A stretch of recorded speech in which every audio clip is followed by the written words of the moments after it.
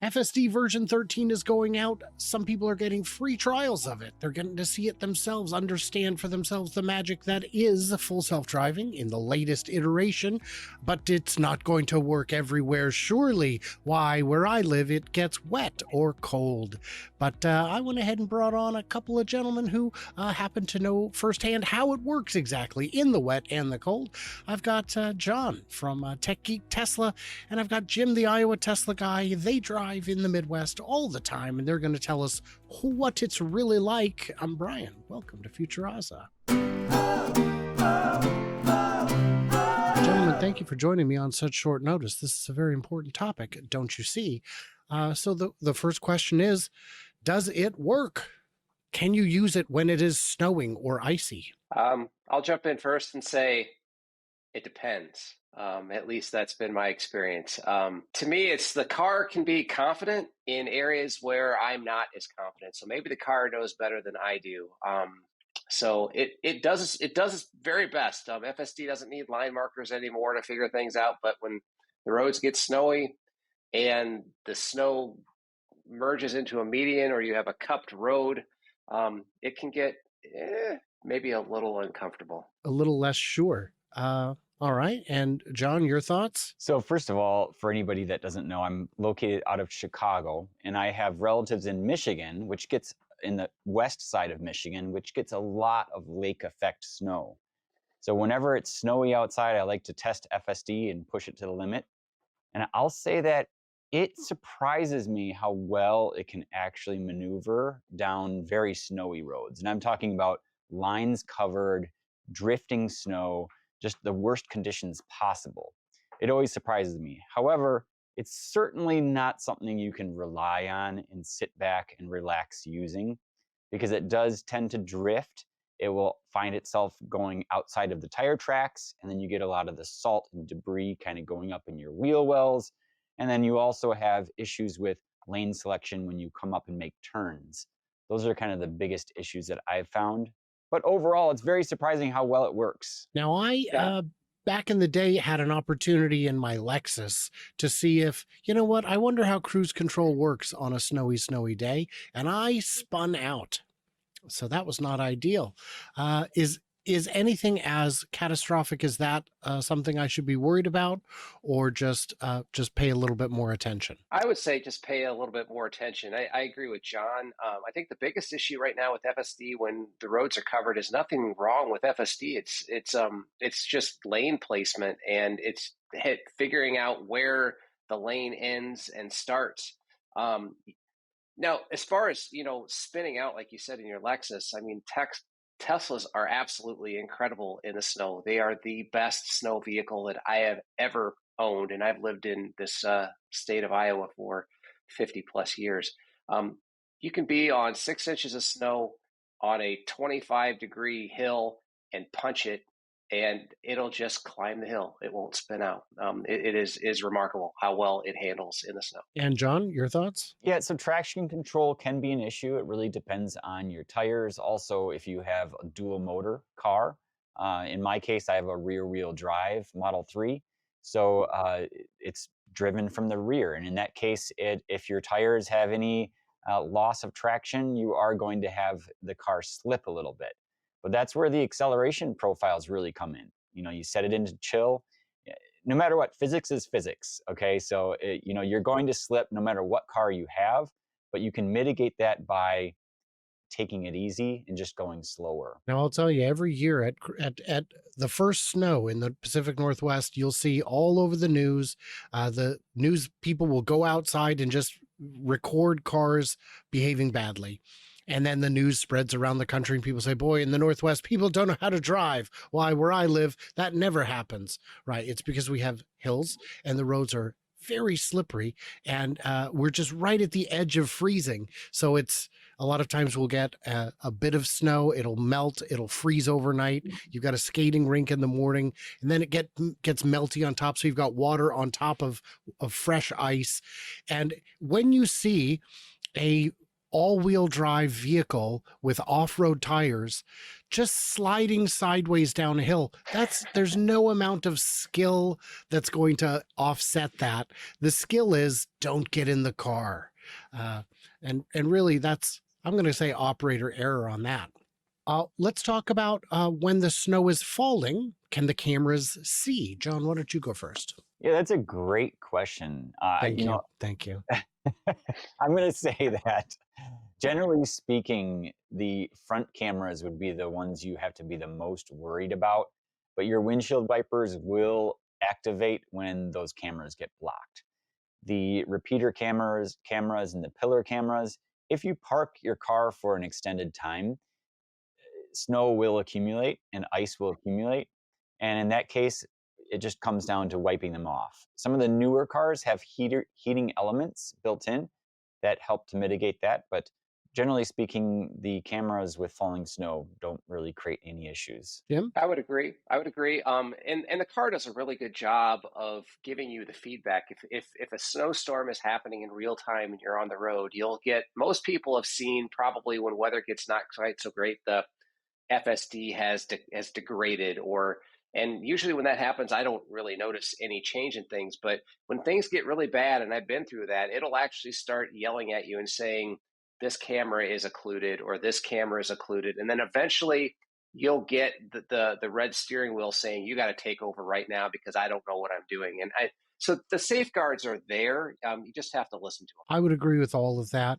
Now, I have not yet had an opportunity to drive in actively falling snow. I know there is that effect. I call it the Millennium Falcon effect. When you are driving through snow. Have you seen any instances where that confuses it, or does it just recognize that that is precipitation? I've actually done that coming back from Colorado late at night. And I have to admit that for the most part, the car actually sees better than I do in those conditions. And I haven't really noticed anything major negative way happening when you've got the Millennium Falcon effect, like you said. But overall, in those types of conditions, I'm actually shocked how well the car sees compared to what I could see. And John, you're on 12.5.4.2. It's the latest version of full self-driving with the hardware 3 vehicles. But yeah, to your point about the Millennium Falcon, when you're on the highway and you have conditions like that, just don't use it. It would be my advice, just because you never know, right?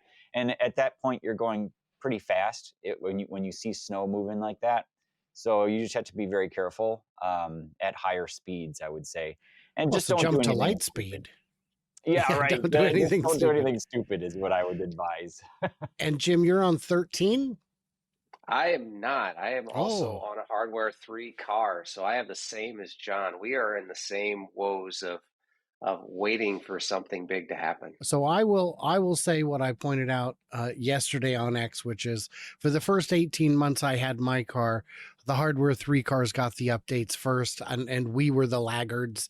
And to all the people saying, yes, but now I'm just convinced it's never coming to hardware 3, I would say that was FUD started by one angry author at one publication with an axe to grind, and boy, is he grinding it. Don't listen to them. They don't know anything special. They don't have any insider insights. They're guessing like everyone else. And in Fred's case, he is guessing with malicious intent. With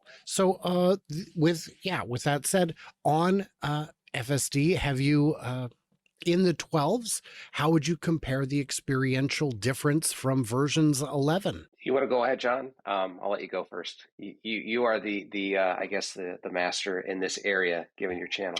So my channel is dedicated to documenting the progress of full self-driving, and I started out with version 10.3. And when version 11 came out, it was the single stack to rule them all. And that was highway driving was the same code as the city street driving. And it progressed through there. And then version 12 came out, all neural nets. And with that, it was a big step change as far as kind of human-like behaviors taking place. And a lot of the people that had hardware 4, they were waiting to get it. So hardware 3 was getting updates before hardware 4 for a long time. But generally speaking, I would say version 12 compared to version 11 is a big difference just because of its behavior. It's no longer using heuristics to determine what to do in certain situations. It's all neural nets. And with the neural nets approach, you get a lot more interesting behaviors that aren't repeatable. And you know, that's the nature of driving. You could drive through the same location 25 different times, and every single time it's different. You know, The depending on butterfly effect. exactly, depending on who's there. Who's there? Well, my The answer, day of time of day, the lighting. Yes. Go ahead, yeah, Jim. my answer is a lot less analytical. John is much smarter on this topic than I am. I look at the progression of FSD using my wife as a test. I also got FSD in 12.3, and 12.3, my wife could not stand being in the car with me when it was running because it was just making too many mistakes. And then as things progressed, you know, the car does strange things from time to time. And she'll say, she got to the point where she's asking, when it did something weird, was that you or was that the car? Mm-hmm. And I got to the point where it's like, yeah, that was the car. Okay. And now when it does something weird, she going, wow, that was really weird. That's so unusual. I didn't expect the car to do that. And I said, yeah, I was driving. We had an issue with speed bumps in a parking garage the other day. That was the full meat driving. Apologies, passengers. And then on the way out, to my delight and surprise, I hadn't trained it. The system didn't learn from my speed in the garage to follow. So that was nice. My new rule I've adopted is when I meet a hater who says, I don't trust it, I'll never use it, it doesn't work, it can't work, is I say, have you experienced it? And when they always say no, I say, we can hop in the car right now if you like. But until you do, you're going to have to zip it, because I'm not taking any grief from people who know for certain with absolute confidence something that they definitely don't know. And I think that's a philosophy we should all aspire to. And I did have a number of people on X say, well, I believe in FSD, but I kind of want to take a ride with you. So if I meet you, I'm going to talk smack. And I think that's also fair. So that's something you can look forward to. Should we meet in person? Not you guys. I've met you guys in person. Reminder that next June we'll be in Muskegon. I hope both of you guys will be back again for the big Tesla takeover hosted by the Tesla Owners Club of Michigan. It is a wonderful event. It just keeps getting bigger and more exciting. We have fantastic guest speakers. We have amazing vendors, and we have food carts and a giant light show with a custom light show designed by Simon from xlightshows.io. He is a machine when it comes to cranking out these amazing light shows. Before we go, I did want to ask, has anyone tried out the new light show from the new holiday update? I saw it's there, but I haven't tried it. I have. Yeah, How I is have. it? I did a coordinated 2-car light show for my family. I think it's going to become a Christmas tradition where we go out to the garage and we run the latest light show. It's good. It's on par with the previous light shows. It's fun. Yeah, if you haven't tried it, go try it. That's awesome. I will do that. Yeah. And it's funny, there was in St. George, we had a light show creator competition where I was one of the judges, and Will from Tesla Jigsaw, who'd come over from England, was the other judge. And on the car that came in like second or third, but we didn't rank them. Afterwards, they came over and someone said, by the way, did you notice the back lights on that show? And we said, can't really see it from here. And they go, yeah, he was worried about that. He didn't have time to finish. So the backlights weren't even, I'm like, he almost won with half a show. Crazy.